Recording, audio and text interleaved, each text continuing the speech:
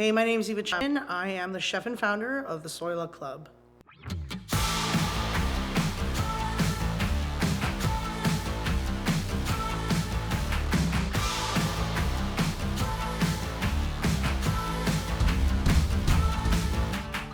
What I'm making is a ginger chicken bao. The actual, authentic name for this is bao.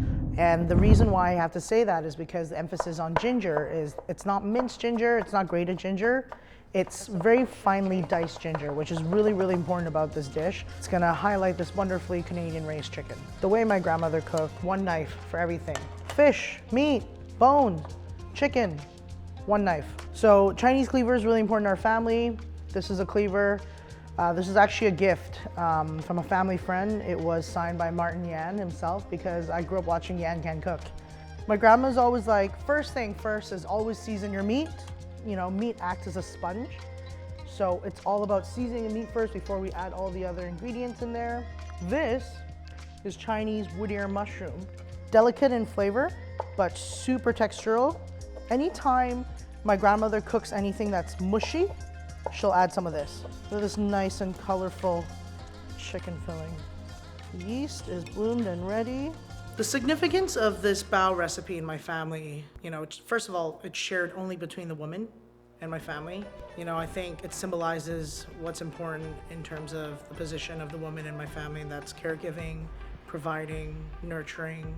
So to begin about my grandmother also begins a journey of me and food. I think the first time I really appreciated food as a sense of art was from my grandmother. I was born and raised on a farm in Hawaii. My grandmother, she was more than just, my guardian. She was also a farmer. She was my mom, she was my dad, she was my caretaker, and my best friend all at the same time. My grandma taught me that what's really important is taking your hands like this and pinching the dough into little portions.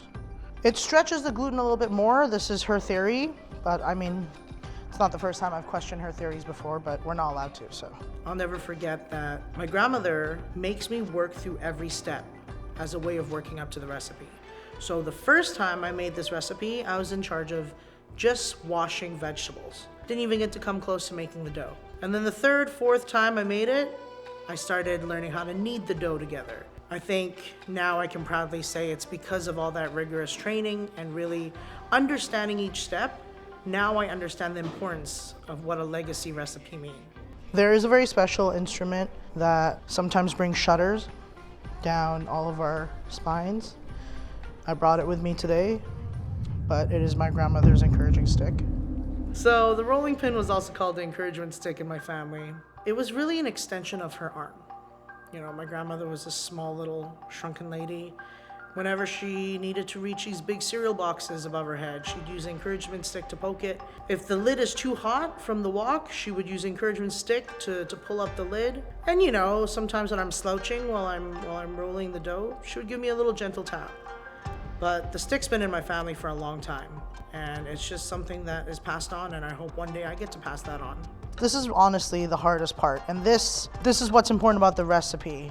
It's how with such a small little stick, she rolls it, and every 2 rolls, she rotates with one arm so that the dough rotates just 10-15 degrees left. And as she rotates it and we keep on rolling it, it slowly becomes circular. When I was younger, I always jumped into this job wanting to prove to my grandmother that I could learn this as fast as possible and be better than her. Then after 10 years old, I started realizing how many more chances do I have to make this with her. And then when I was 18, which was the last time I made it with her before I went off to university and traveling, and when I made that with her during that time, I realized how precious it was, and I never wanted it to end. So you can put any filling in this bao when it comes to filling a bao. But this one's special to me because for this bao filling, my grandmother specifically makes us hand-cut, boneless, skinless chicken thighs. Why? Because she's like, I don't want ground meat, it's lazy. I want people to bite into the actual chicken thigh meat, to feel that texture, to feel that chicken flavor. And so what's so special about this filling is that hand-cut chicken thigh mixed with hand-cut ginger. And it's just so much love. And when you're able to chew through it, you really understand, oh, this is why we're so adamant about all these little details. When I was a kid, I always stuffed too much. and then it would look terrible.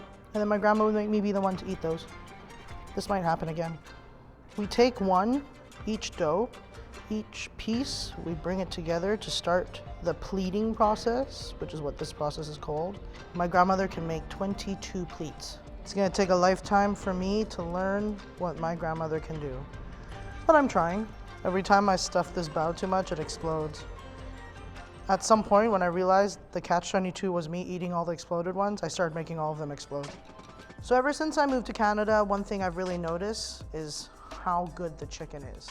Free run, raised, there's enough land, the feed is amazing, which makes the fat of the chicken extremely yellow and vibrant. So ever since I moved to Canada, I have been especially making a lot of my grandmother's chicken recipes. I find the taste of it so much sweeter, so much more chickeny, if that's even a word. But one thing I've always struggled when making this recipe is when the chicken is too lean and there's not enough natural fats coming out. So right now my process is steaming this bun. Have to make sure that underneath the bun, the steamer is lined, because I've made that mistake many times and that's what makes the bun stick and get stuck to the steamer. So my grandmother always told me there's two very important things about steaming this bao. One, you gotta make sure there's a thumb width of space in between the baos, and number two, you do not wanna overcrowd it. Your lid has to have at least, same thing, 1 thumb of space in between the top and the bottom. I would say my grandmother is the one who taught me everything to do with dough, and that includes noodles, dumplings, this bao dough. She's the one who taught me everything to do with cooking chicken, butchering chicken. We raise chickens on our farm, so it was really important for me to understand what a good chicken is. I don't want to waste. My grandmother hates food waste, so for the sake of her not haunting my dreams tonight, I'm making sure I make everything up. Well, my grandmother inspires me every day when I'm in the kitchen. First of all, it's because she's wild. Absolutely wild. There's no measurement of any type. Sometimes she takes swigs of the alcohol that we're cooking with. But most importantly, I always remember her voice telling me, like, there's no soul in just reading a recipe. When my knife cuts are really bad, she would remind me that the most important, like, your knife work shows as a cook. Just small little tidbits that she has implemented in me since a very young child, I realize, are things that I carry around with me as a chef in the kitchen up to this day, whether it's at home or at work. In fact, right now I hear her voice telling me how slow I am. I think I may never be able to recreate the same recipe my grandmother made, because I think every recipe carries a little bit of the soul of the person who cooks it. But I know for a fact that I am honoring every single tradition that she has passed on to me, because I hope to do so with my next generation too. I would say after all these years, I am about 90% close to making it the way my grandmother does. And you know, for all these years, I always thought that 10%, is it skill? Is it craft? Is it ingredient? Is it the flour? Is it the dough? Do I have to make it back home?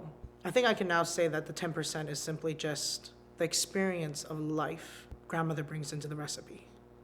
Ooh, these are so hot, so hot. I'm gonna try to not burn my face when I do this.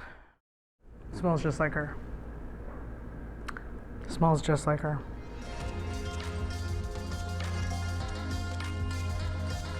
Tastes just like her. Still got, thanks grandma. You know, as my grandmother said, recipe is only a recipe when there's a soul in it. You know, just like a shoe is just a shoe when you step your foot into it. So what I really want to share with everyone is more than just this recipe. It's hopefully the soul of my grandmother in a non-spooky way. But what I really want to share is the legacy you could leave behind just from a simple story. It could be as simple as just a bao. And that is a story that will echo beyond generations to come.